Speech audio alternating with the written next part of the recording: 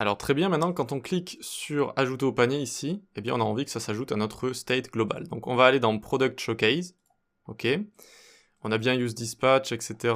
Très bien. On va aller dans notre formulaire ici. Donc on submit, quand on va cliquer sur le bouton, est égal add to cart. Ok. On va se créer notre fonction juste ici.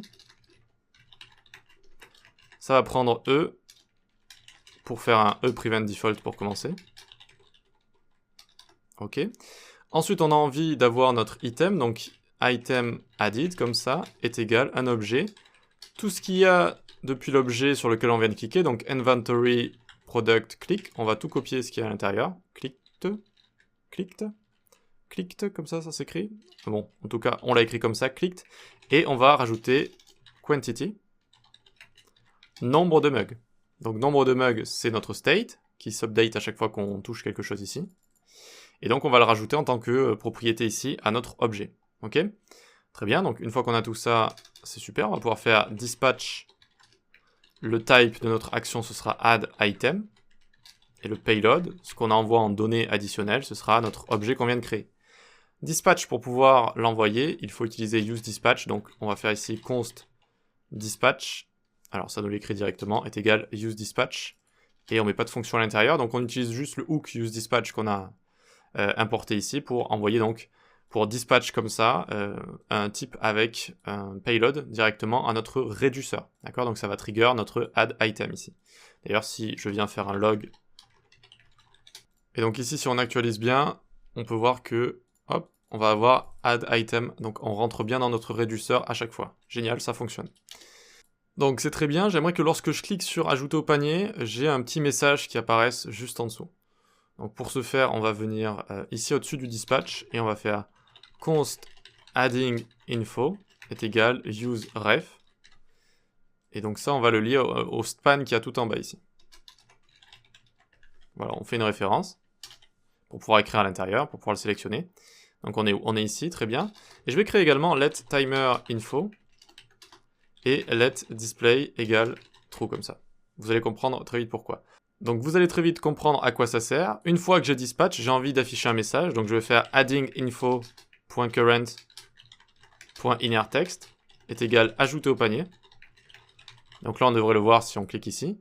Hop, on a bien ajouté au panier. Par contre ça ne s'en va jamais. C'est pour ça qu'on a besoin d'un setTimeout. Donc si display c'est sur true, de base ça l'est. Ça passe sur false. Puis timer info est égal setTimeout. Hop, qui va enlever le texte.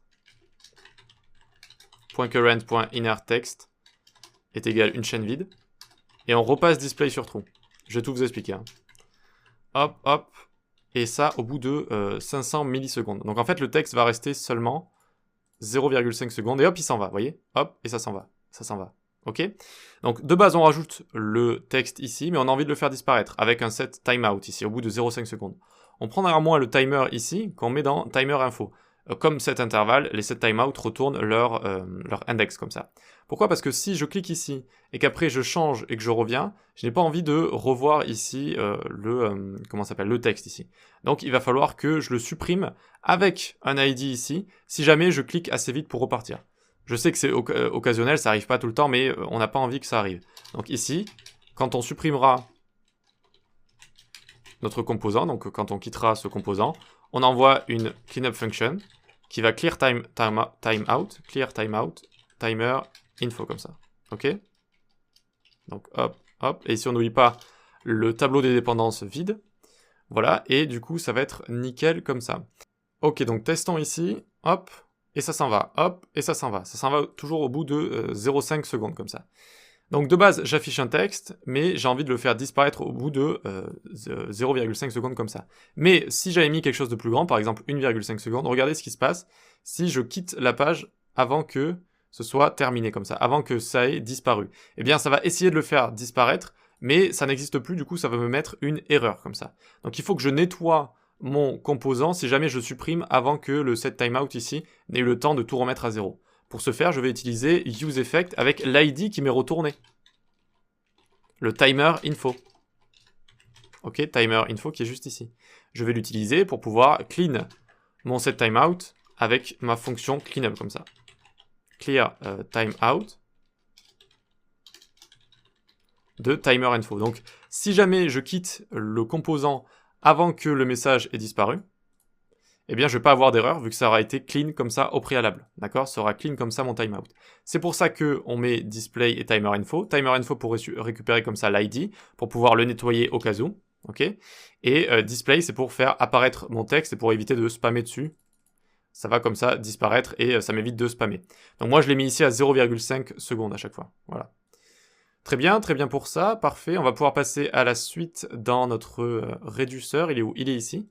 Donc à chaque fois qu'on va faire add item, on va arriver ici. Donc c'est parti. Qu'est-ce qu'on va faire pour commencer? Il faut trouver l'élément finalement que j'ai envie de rajouter. Donc je vais faire ici const index item add est égal state.card, donc mon tableau, .find index, obj. Donc à chaque fois on va appeler cette fonction qui va checker si obj.id est strictement égal à action.payload.id. Donc est-ce que dans mon tableau ici, j'ai déjà un élément qui est le même, j'ai déjà ce mug ou pas? Donc là, normalement, de base, ça va me mettre -1, vu que je ne l'ai pas. Ok, donc actualisez bien, on réouvre la console. Alors là, on a déjà quelque chose qui vient de Product Showcase, ligne 16. Ligne 16, donc on peut l'enlever ici, c'était le produit sur lequel on venait de cliquer. Donc on va utiliser la même chose de toute façon qu'ici, hein, c'était Find Index, donc on regarde également si on a déjà quelque chose dans notre card ou pas ici. Et donc voyons voir, je clique, hop, et j'ai -1. J'ai -1 parce que je n'avais pas encore cet objet dans mon carte juste ici. Ok? Donc ça sert à checker cette première fonction. Donc on va dire if index item add est strictement différent de -1. Ça veut dire qu'il y a déjà cet objet. J'ai déjà commandé, j'ai déjà ajouté au panier un mug comme ça. Et donc à ce moment-là, on va update la quantité. Sinon, on va faire un simple else comme ça. Const new r est égal. On copie ce qu'il y a dans state cart. Puis, oups. On copie donc ce qu'il y a dans state card, dans notre state.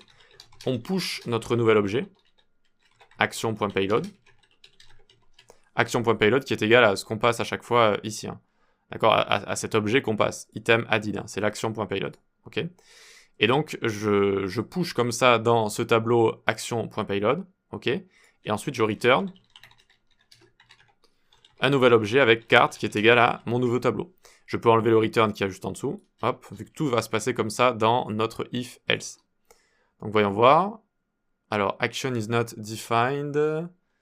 Ligne 16 comme ça. Ah oui, c'est action et pas acton comme ça. Action. Ok.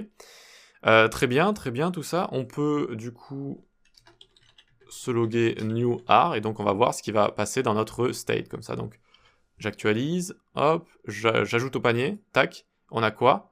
New R maintenant, donc notre state ici là, va avoir cet objet avec l'élément que j'ai mis dans mon state. Et donc ça va être dans notre store maintenant, ça va être le state de notre store. On a bien réussi à en rajouter un. Dans la prochaine vidéo, on verra comment on fait si je fais que cliquer sur ajouter au panier, si je veux en rajouter plusieurs par exemple, eh bien ça va se passer dans cette première condition, ok? Notre index va être strictement différent de -1. Parfait, on verra ça dans la prochaine vidéo.